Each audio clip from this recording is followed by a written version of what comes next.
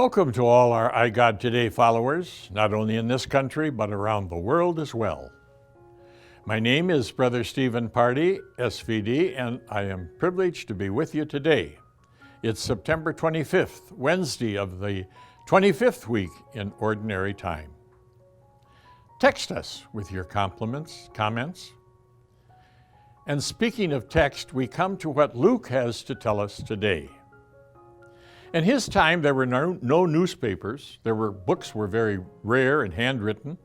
Radio and the power of their unknown waves were inconceivable. And so Jesus sent out his 12 to try out their ability to speak for him. Today, we now experience the mixed blessings of modern communications.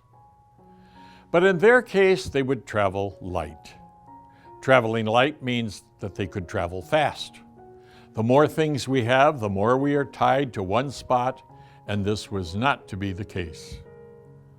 God does require a settled ministry, but he also needs those who are not tied to earthly things to serve the kingdom, to go and spread the good news. And evidently, they had an effect, as seen by Herod's concern. In his way of thinking, the prophet Elijah, the forerunner, seems to have come at last, and thus may be the great promised prophet, as told in Deuteronomy.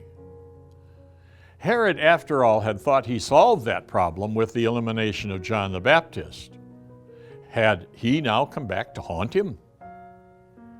But the one thing Jesus had instructed them, they now in fact did. They set out and they went from village to village, proclaiming the good news and curing diseases everywhere. In other words, they joined preaching with healing. Jesus' message proposed to change conditions on the earth. It wasn't just good feelings. Jesus had concern for men's souls, but he also was concerned about their physical well-being too, and he still does. Jesus sent out his first disciples to preach the kingdom, but he didn't want them to forget about the human concerns they encountered either. So may we use the media to perpetuate his message today. Text us what you think. Amen.